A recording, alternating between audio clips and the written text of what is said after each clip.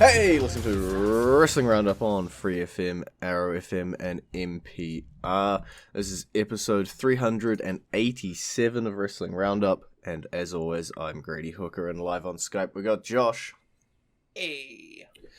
We got two shows to preview for this episode. We got to get through an NXT Takeover 30, as well as a SummerSlam preview, so we're just going to kick straight into it with NXT Takeover. They got a match announced for the pre-show. It will be Breezango taking on the team of Oney Lorcan and Danny Burch, taking on the team of Raul Mendoza and Joaquin Wilde, in a triple threat tag team match to determine who will be the number one contender for Imperium's tag team titles. I'd like to see Breezango win, but I have a feeling it's going to be Phantasma. Yeah, I think it could work potentially either way. I don't know how Imperium's working at the moment in terms of face or heel. They seem to be able to flip both ways, but it seems like they're going all in on Phantasma. So we could potentially see them carrying around both the tag team championships as well as the Cruiserweight championship. It would definitely make a lot of sense. But I'm with you. Breezango is the pick if I got to choose. But as always, WWE doesn't typically let us choose this sort of stuff.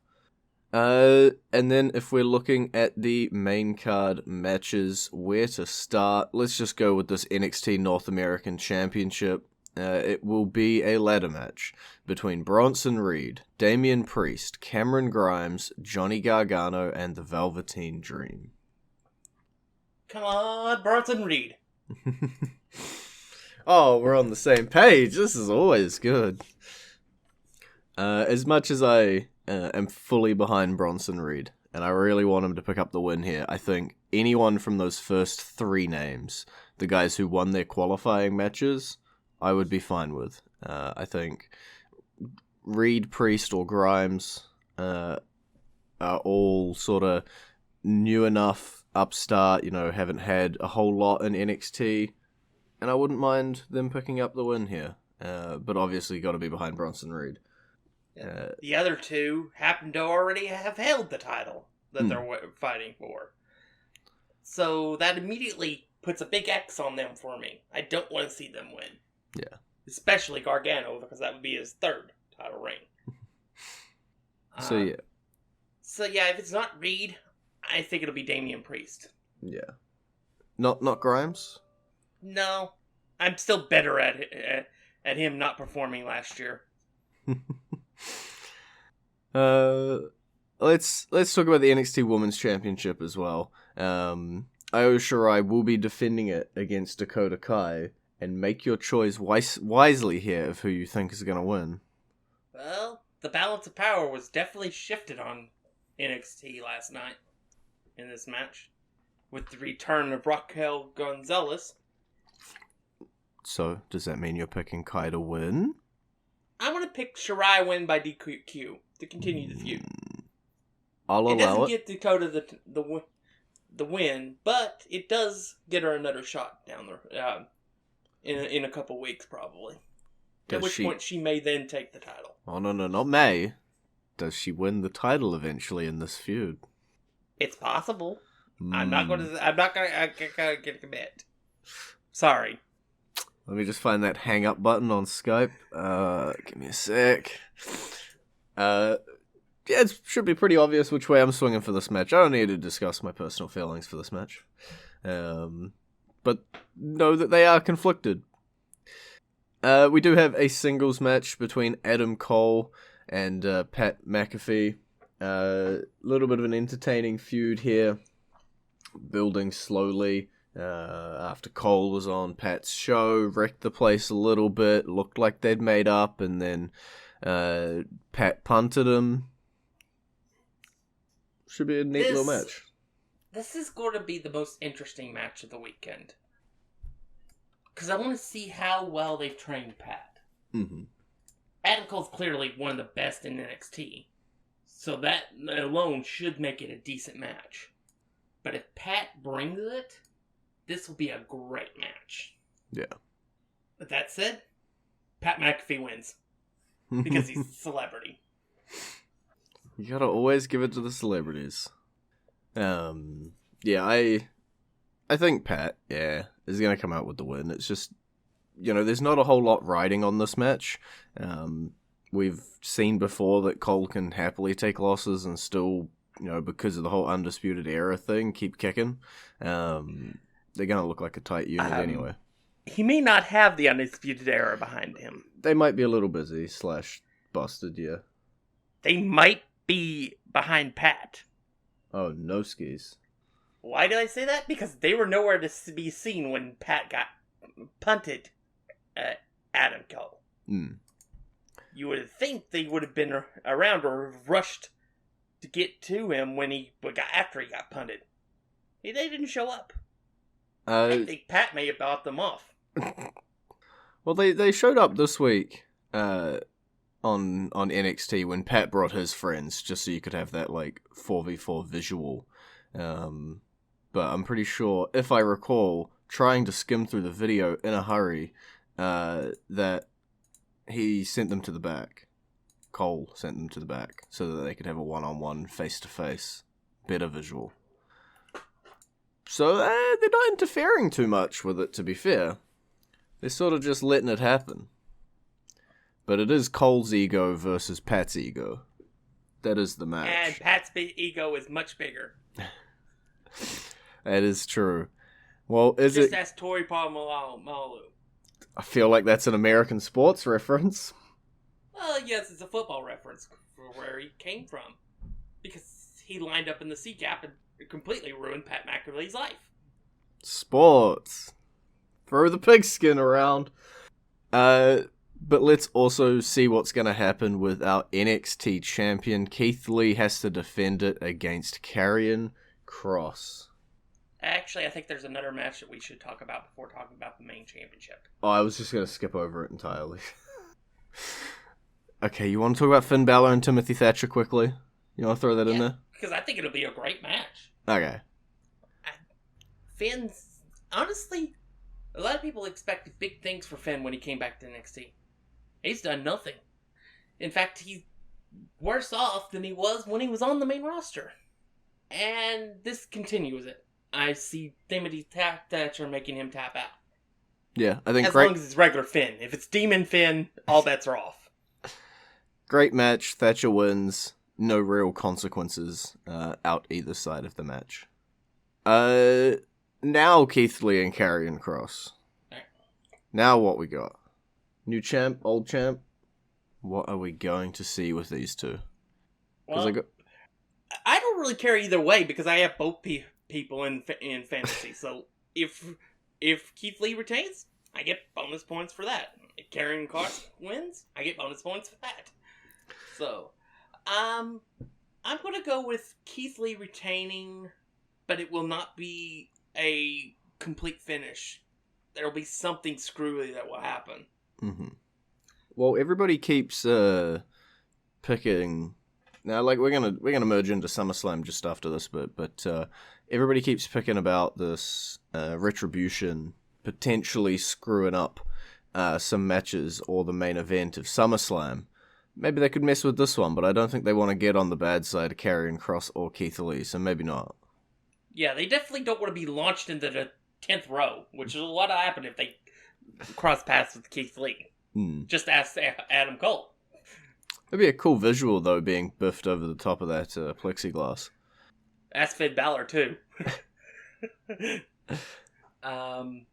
Yeah, I don't see them actually getting involved at all. Okay. On Takeover. Mm-hmm. Largely because I think most of them are probably NXT people to begin with. That's fair. So, who knows? It could end up being the Undisputed Era plus Tommaso Ciampa for all we know. We will wait and see. But that's all we got for NXT TakeOver 30 as our preview. We're going to quickly jump on into our entrance theme of the week this week. It is the British Bulldogs theme. And Josh, you want to give a bit of a story about why this one? Well, it's just simple. He won the greatest match in SummerSlam history. Seems pretty self-explanatory, and that song should be playing for you right about now.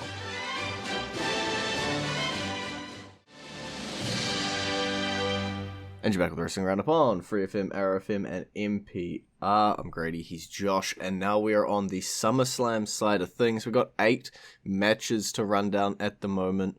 Obviously, we record this before SmackDown, so if more are added or changed, sorry for the inconsistency there, but let's talk about Raw first, because they have a tag team championship match. The Street Profits, recovering from their poisoning, will be taking on Andrade and Angel Garza. The Street Profits have had an amazing run. They've had the smoke.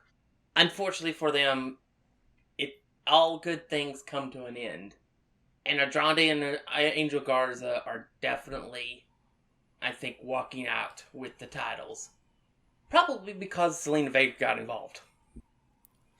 Before a brawl breaks out with Bianca Belair and Zelina that may distract the Street Profits enough to allow the Andrade and Angel Garza to take the title. Yeah, the Street Profits have had the titles for quite a while, and they've done really well with them. But as you say, I think their time might be up here. It might be time for Andrade and Garza to walk off with the titles and open up new possibilities and opportunities. And yeah, excited to see the outcome of this match. United States Championship. Apollo Crews versus MVP one more time. Bobby Lashley and Shelton Benjamin are banned from ringside. MVP wins because a 4th member of the Hurt Business is revealed. Yes. Cedric Alexander. I'm down. That's what happens when you ban specific people from ringside. Yeah, you banned specific people, you didn't ban the Hurt Business entirely. And that's where things will come into play. And as much as I hate to say that, because Apollo Crews has been doing so well as United States Champion, unfortunately, the storyline begs that MVP and Hurt Business get some momentum behind them with as far as goal goes. And I'm super keen for champion that just sits there with his lackeys in front of him, sort of bodyguarders kind of guys that are also doing their own thing, because Shelton Benjamin's still trading back and forth with this 24/7 title and stuff. So I think it'll work. I think MVP can pull it off on the mic every week. Now we got 2 more matches that are not championships, so we're going to jump into those at the moment. The first one is Mandy Rose versus Sonya Deville in a hair versus hair match that at this point is still happening. Yeah. Oh, thank goodness that nothing happened to them. Yeah, they've had a rough week. Yeah. I don't quite know how to address it. Real poop situation. Neither of them should be put into it. And hope the guy gets what he deserves. And that these two get what they need. And if the match doesn't happen, the match doesn't happen. If it does happen, I don't see any world, any various incarnation of a world in which Mandy Rose loses this match. Okay.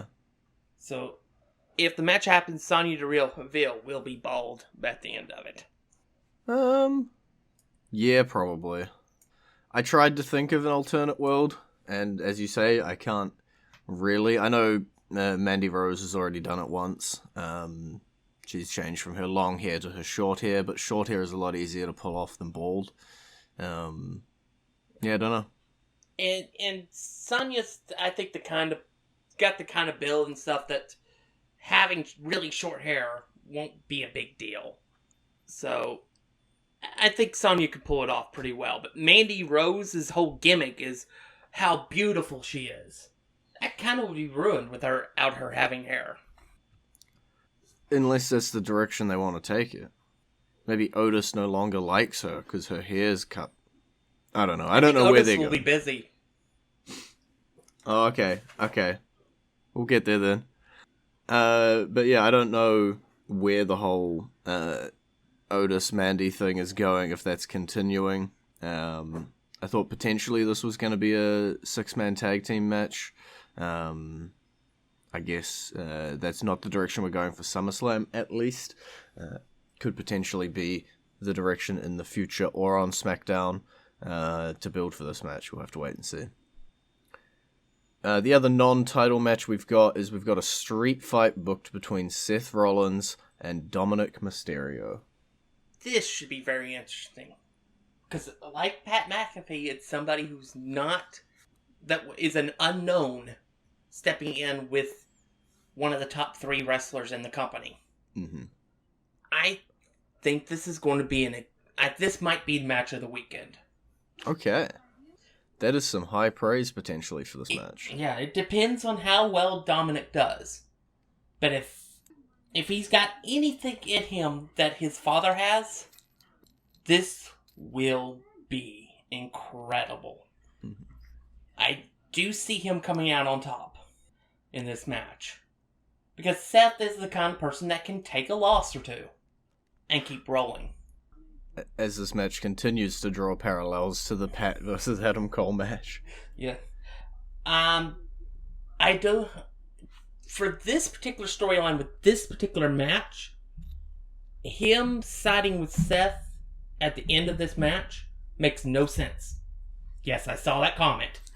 I was going to bring it up. Going forward, though, like in a month or two, maybe.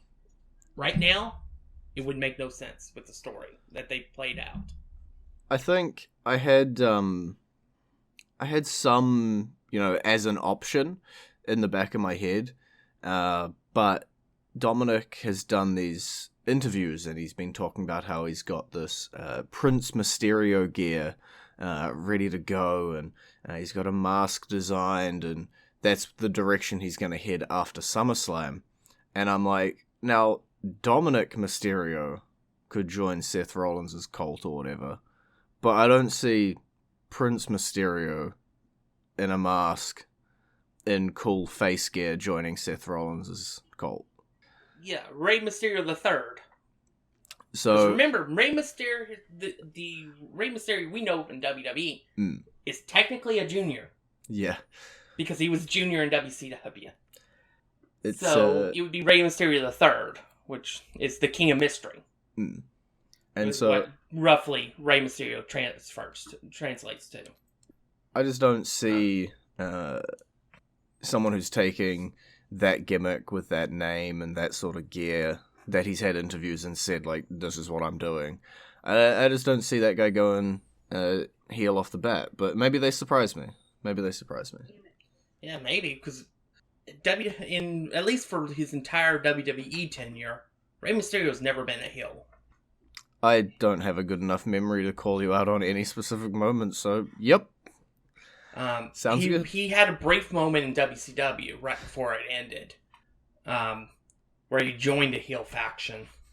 But other than that, he's been face his entire career, at least in the U.S. So it would be unusual. It might be something they may do to make him stand out from his father. But with this match particular, I don't see them ending with him subjugating to Seth, unless he loses the match and Rollins and Murphy kidnaps him. Why not have a spot of kidnapping in the middle of our wrestling show? Which I don't think will happen because of the previous match we just talked about. Yeah, it'd be a little bad timing. Yes. Men's championships or women's championships? Which one you want first? Might as well talk about the women because they're both intertwined. Yep, Asuka versus Sasha and Asuka versus Bayley. She's got 2 title shots. And yes, literally the week after on Payback, Banks and Bayley will defend the tag titles. Yes. I think the golden role models, everything is about to come crashing down for them. Okay. The question is which title gets lost here? Asuka's only walking out with 1 title. I'll make that very clear right now. Yeah. Will it be Bayley, who's held the title for a year and a half minus a week? Or will it be Sasha Banks, who just won the title from Asuka in dubious fashion a few weeks ago? I think could go the way. For the storyline that we're building, I think Sasha loses. For two reasons. One, I think Sasha going after Bayley's title would make more sense in overall storyline. Mm-hmm. Two, Sasha Banks has never successfully retained a title issue at a pay-per-view. At least for singles. Mm-hmm. I don't see that continuing with Asuka. And I think they'll immediately do the Bayley match immediately afterwards. And because Asuka will be weakened, that will allow Bayley to retain her title. Then Sasha and Bayley will have a miscommunication next week at Payback, costing them the tag titles, which then eventually will lead to Evolution, which we assume is going to happen. If not, it'll be SummerSlam or something like that. Or a Survivor Series. Bayley versus Sasha for the SmackDown Women's Championship. Sounds like a plan. Book it in. Write it down. And last two matches we have on the card. You want WWE Championship or Universal Championship? Universal Championship first. Because I think the other match will be the main event. Okay, Braun Strowman versus The Fiend. This will be a very interesting match. I think the winner of this match will be Otis. He will cash in during the match and become the champion. You can't do this to me. I think, presuming Otis doesn't happen, don't you put that oogie boogie on me. I think it's interesting purely because we seem to have had a double turn, but The Fiend might also still be evil, so maybe they're both evil. Alexa's involved somewhere tangentially along the line with potentially either of them. Braun Strowman seems to have gone utter evil now. And yeah, I don't quite know what's in the future for any of those three people. If Otis doesn't get involved, doesn't cash in, I see The Fiend winning his title back. Okay. As much as it would annoy me. Is that why you're picking Otis, so that you don't have to pick The Fiend? Yes. I'm picking Otis because I want to see Otis with the belt. I want to see Otis, see if they can get Otis over as a singles guy. Okay.